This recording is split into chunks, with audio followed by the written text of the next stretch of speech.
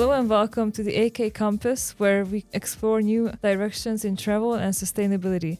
I'm Karolina Tsako, communications and sustainability expert with a decade's experience living abroad and an insatiable passion for discovering new places. I'm joined by Agnes Gardonyi, an accomplished journalist who regularly explores the intersections of travel and sustainability. On this show, we uncover inspiring stories from around the globe and bring you honest, insightful conversations on travel, sustainability, and current events, always with a non-political, open-minded approach. We welcome individuals and experts from all backgrounds to share their experiences about journeying and living beyond borders. Our sponsor is the Sweet Home Studio. Their services help us make this podcast possible. Their mission is to bring important social topics to Hungarian audiences.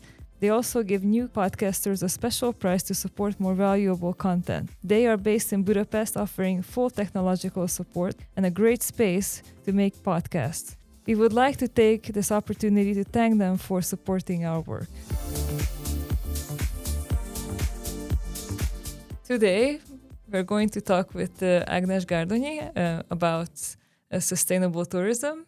She, as a journalist and as a private person, is very well versed in how to travel sustainably, and she also is an expert in solving the problems and seeing the problems with tourism right now.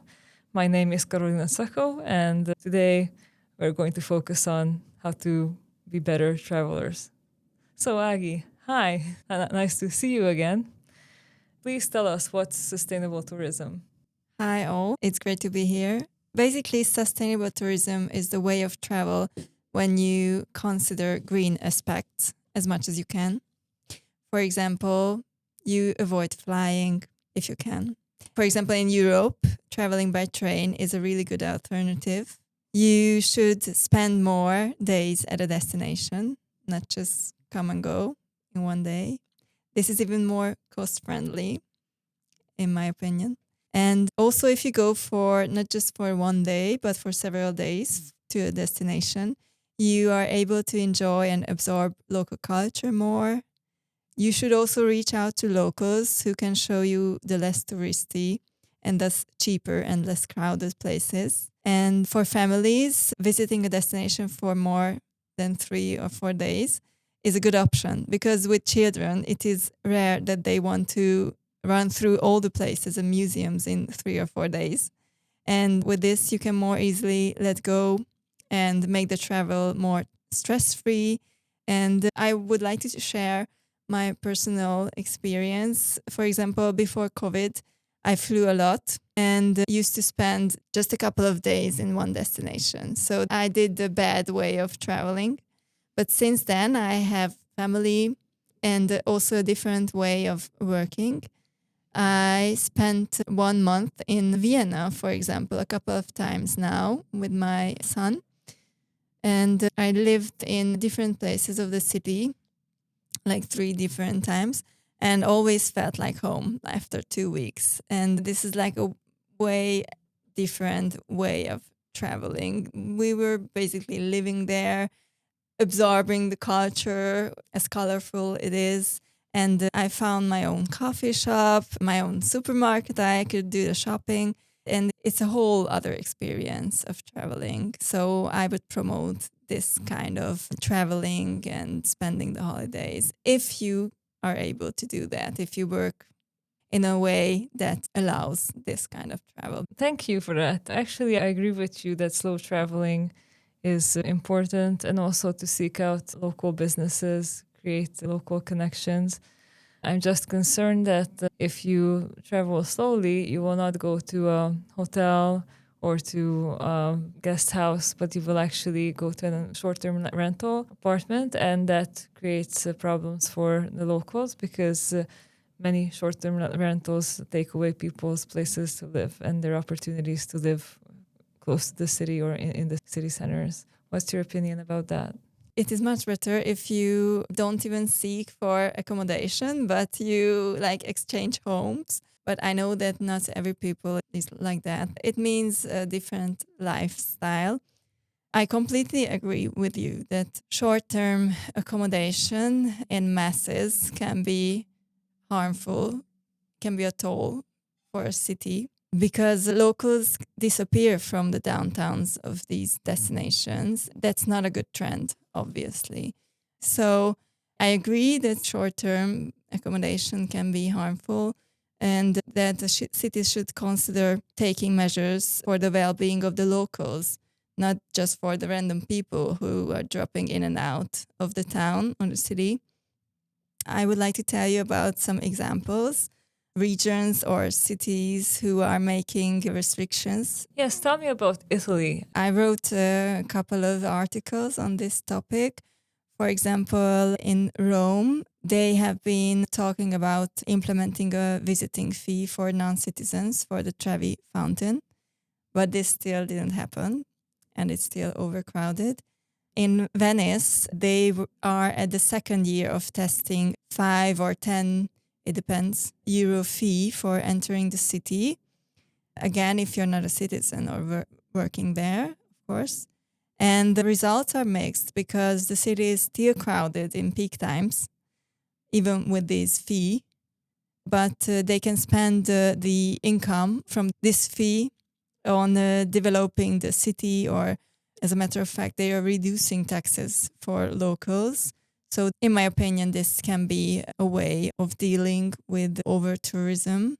This is just one step, I think. You mentioned examples that help make tourism manageable in municipal areas, but I'm also interested in the environmental aspect. For example, the Faroe Islands, which introduced voluntourism, but pretty much ended tourism for a while, at least suspended it. And also Thailand has different locations which, due to, for example, filming, got overcrowded beaches. The Maya Bay on the island of Koh Phi Len in Thailand struggles with this issue. It was in a famous movie. What can people do to help? Should they stay away? Should they be part of the efforts to clean it up? What would you advise? And also to prevent tourism to ruin the ecology of the location. First of all, this isn't just black or white. This isn't a simple question. And also voluntourism, I would clear the meaning of this word. This is a form of tourism in which travelers participate in voluntary work, typically for charity, in this case for cleanup.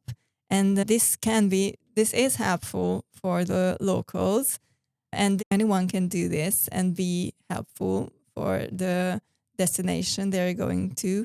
But in other cases, you can be harmful as well because, for example, if you are going as a volunteer for helping children at a destination, since this practice generates income for that exact destination, they are not encouraged to make these children's life better because then no one would come to help them.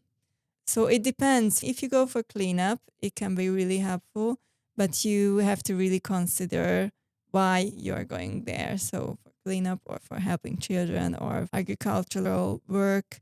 And you have to consider whether you have the competence for that position.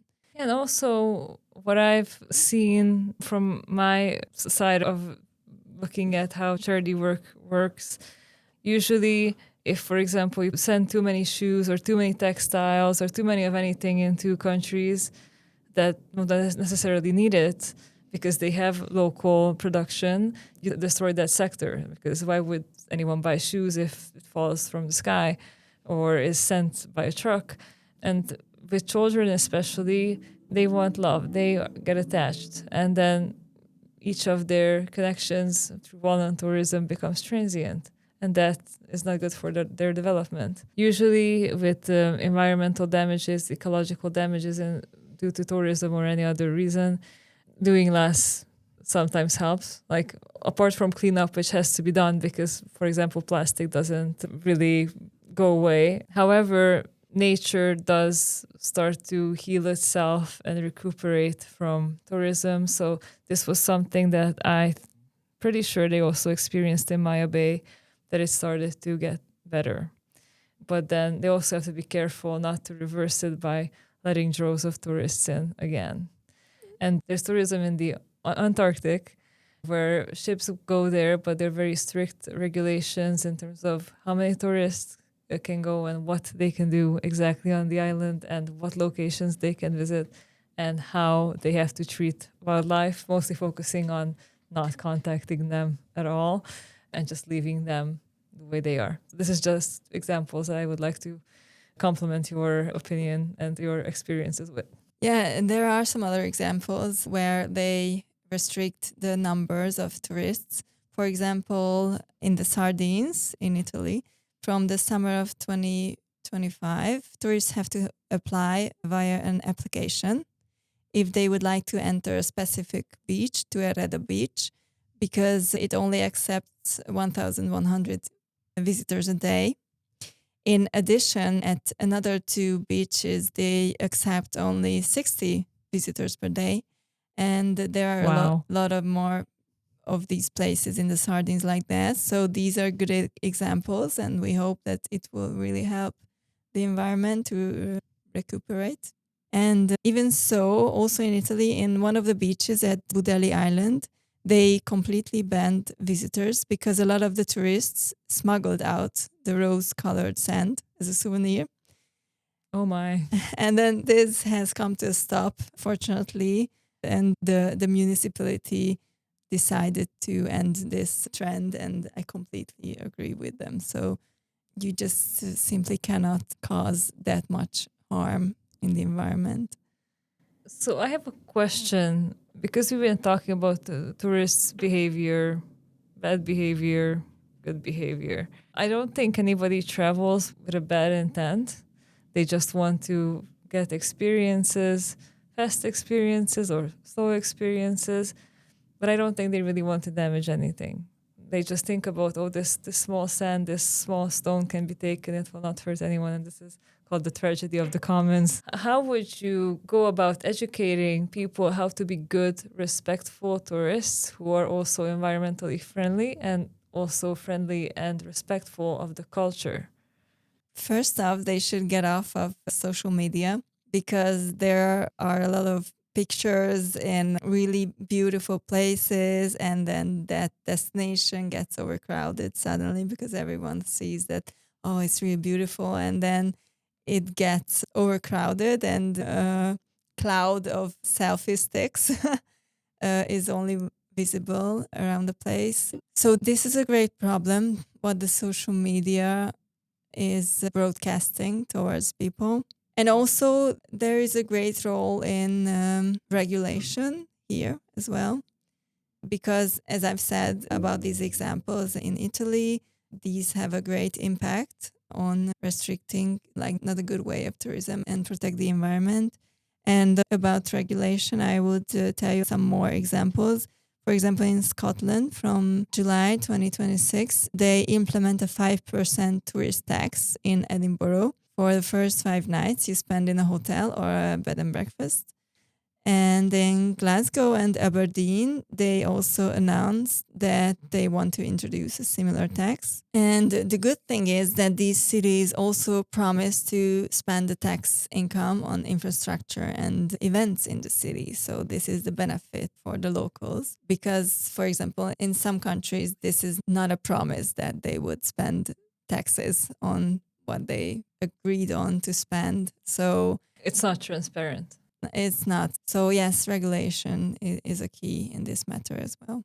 Besides educating tourists and having regulation and transparent ways of spending the tax money to help tourism be better for the locals, better for the environment, there are also lots of businesses involved. And you already kind of alluded to that by talking about events. What can companies do to advertise their services in the tourism industry that avoids greenwashing? It avoids social washing.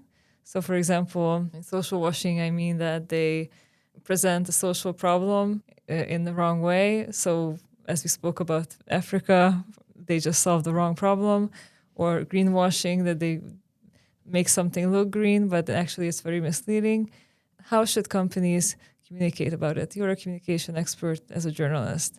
What would you recommend that they do, or if they should do more or less?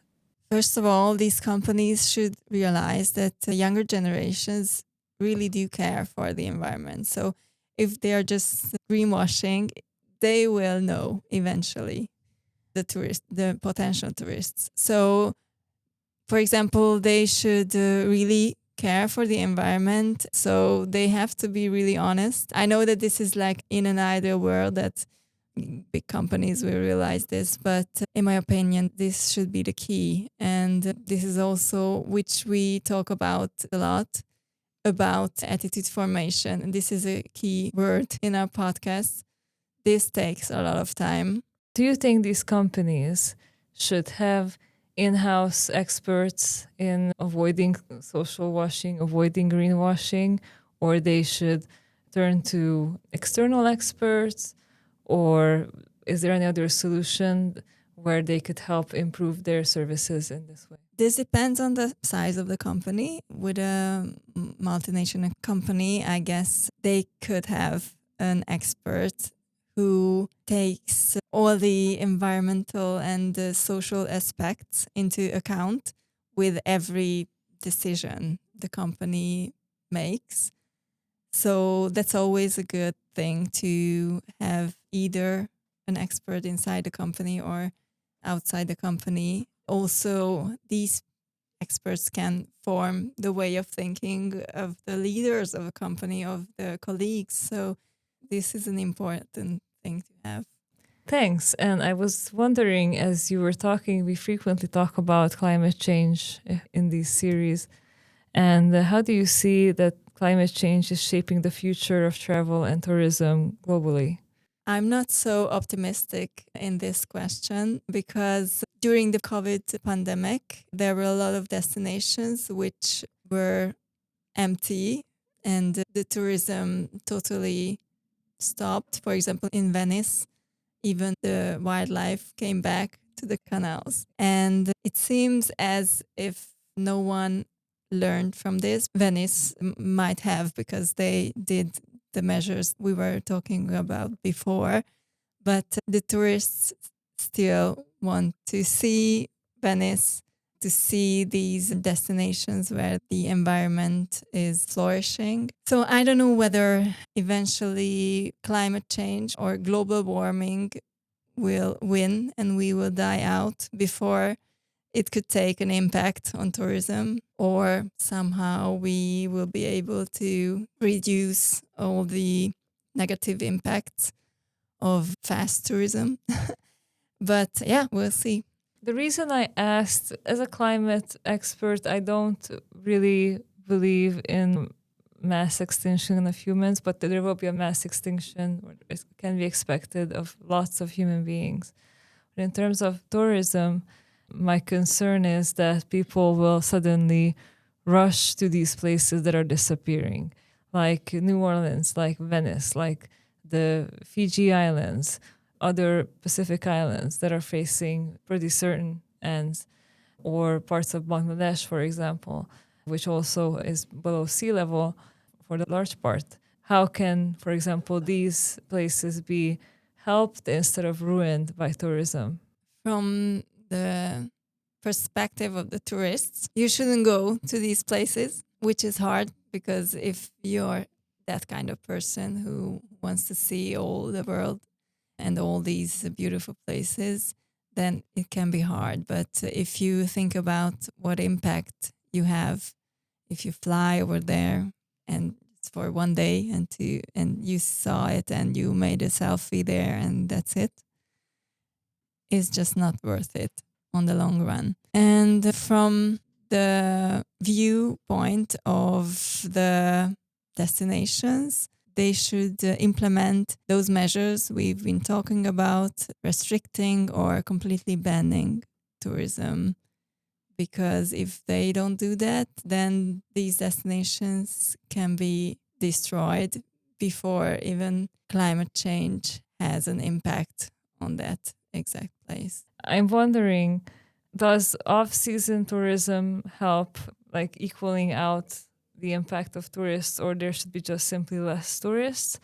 Or is this a case-by-case scenario? And also, what other tips do you have to to empower travelers to be more responsible tourists? There is this concept, coolcation, where you visit cooler places during the summer. I think it's better if you travel like that. It's better for your own well-being. You feel yourself better at a cooler place than if you go to an even warmer place than you live in the summer, because it can be 40 plus Celsius degrees if you go towards the equator. So you can do that. And also, if you want to be a better tourist, you should visit. That's a good point, that you should visit places off season. But that's not an easy thing to do if you have family. The children have to go to school, and it's not easy to go on holiday if it's not a holiday season, because they have to get up to date with the learning materials. Or if you go for like half a year, that's for the better, because if you can enroll them in a local school, they can see the world. But I don't think that everyone is willing to do this, or not everyone thinks that they are able to do that. But you have to be that kind of person or family. So that's not an option for everyone, unfortunately. I think the school system should take this into account. In Hungary, the school system has its own rules.